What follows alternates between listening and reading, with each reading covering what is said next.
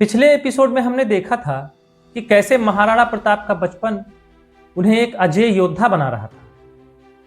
कैसे बचपन से ही उन्हें सिखाया गया झुकना नहीं, डरना नहीं और हार मानना तो कभी नहीं। लेकिन इतिहास गवाह है, कोई भी योद्धा अकेले युद्ध नहीं जीतता।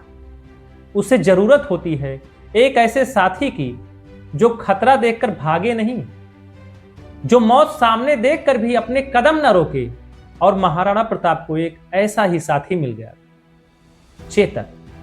जी हां, युद्ध अपने चरम पर था। तलवारें टकरा रही थी, धरती कांप रही थी और उसी रणभूमि में एक घायल घोड़ा 3 पैरों पर दौड़ रहा था। उसके शरीर से खून बह रहा था, दर्द असहनीय था, फिर भी वह रुका नहीं, क्योंकि उसकी पीठ पर बैठे थे महाराणा प्रताप। अगर वह उस दिन रुक जाता तो शायद इतिहास बदल जाता। यह कहानी एक घोड़े की नहीं, वफादारी की परिभाषा है। यह कहानी है चेतक की। कहते हैं कुछ रिश्ते बनाए नहीं जाते, वह तय होते हैं। मेवाड़ के अस्तबल में एक घोड़ा लाया गया, नीले रंग की चमक, मजबूत शरीर, आंखों में आग, लेकिन कोई उसे काबू नहीं कर पा रहा था। सैनिक पास जाते और वह उन्हें गिरा देता। अस्तबल में डर फैल चुका था। तभी एक आवाज आई, हटो, हमें जाने दो। ये महाराणा प्रताप थे। सब चिल्लाए, महाराज यह घोड़ा खतरनाक है। लेकिन प्रताप आगे बढ़ रहे थे, धीरे, शांत, बिना डर। उन्होंने घोड़े की आंखों में देखा और अचानक चमत्कार हुआ। वह बेकाबू घोड़ा शांत हो गया, जैसे उसे अपने असली साथी का इंतजार था। उस दिन प्रताप ने सिर्फ एक घोड़ा नहीं चुना, बल्कि उन्होंने अपना सबसे भरोसेमंद मित्र चुना था। नाम रखा गया चेतक।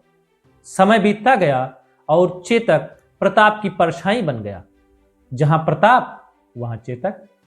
कहते हैं प्रताप की हल्की सी आहट और चेतक समझ जाता, अब क्या करना है। यह रिश्ता मालिक और जानवर का नहीं था, यह रिश्ता था विश्वास का, दोस्ती का और समर्पण का। लेकिन वफादारी की असली परीक्षा शांति में नहीं होती, वह होती है युद्ध में। और वह दिन अब दूर नहीं था। 18 जून 1576, हल्दी घाटी।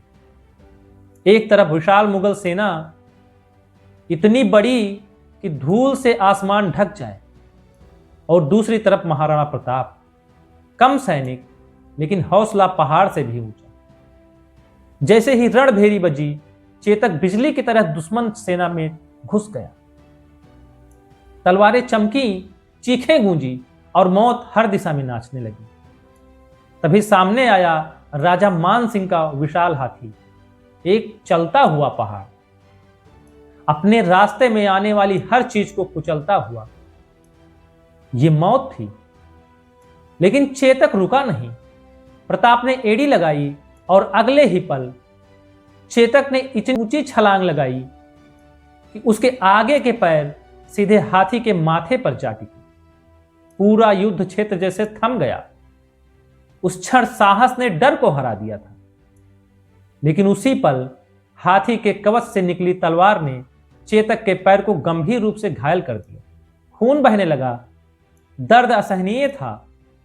कोई भी घोड़ा होता तो गिर जाता, लेकिन चेतक नहीं, क्योंकि उसकी पीठ पर उसका मित्र बैठा था। घायल चेतक फिर भी दौड़ता रहा। एक कदम, फिर दूसरा कदम। हर कदम के साथ खून जमीन पर गिर रहा था। लेकिन वह रुकता तो प्रताप खत्म हो जाते, और शायद मेवाड़ की कहानी वहीं खत्म हो जाती। तभी सामने आई एक उफनती नदी, पीछे दुश्मन, आगे मौत। प्रताप समझ चुके थे अब बचना मुश्किल है। लेकिन चेतक ने नहीं सोचा। उसने अपनी आखिरी ताकत जुटाई और छलांग लगा दी। देखते ही देखते दोनों नदी के पार थे। प्रताप पूर्णतः सुरक्षित। जैसे ही प्रताप नीचे उतरे, चेतक लड़खड़ाया, एक कदम चला और गिर पड़ा हमेशा के लिए। कहते हैं महाराणा प्रताप उस दिन रो पड़े थे, क्योंकि उन्होंने सिर्फ एक घोड़ा नहीं खोया था, उन्होंने अपना सबसे सच्चा मित्र खो दिया था। उस दिन चेतक ने साबित कर दिया, वफादारी शब्द नहीं बलिदान होती है। आज भी राजस्थान की धरती पर जब चेतक का नाम लिया जाता है तो वह सिर्फ एक घोड़ा नहीं, वीरता का प्रतीक लगता है। लेकिन हल्दी घाटी का युद्ध यहीं खत्म नहीं हुआ। सबसे बड़ा सवाल आज भी जिंदा है, क्या महाराणा प्रताप ये युद्ध हार गए थे या सिर्फ शुरुआत थी एक लंबी लड़ाई की? मिलते हैं अगले एपिसोड में। हल्दी घाटी का युद्ध, इतिहास की असली सच्चाई। देखना न भूलें कल रात 8 बजे। इतिहास सिर्फ पढ़ने की चीज नहीं, समझने की चीज है। अगर वीडियो अच्छा लगा हो तो लाइक करना मत भूलिए। हमारे चैनल को सब्सक्राइब कर लीजिए ताकि हर एपिसोड की अपडेट आपको मिलती रहे। धन्यवाद दोस्तों, जय हिंद।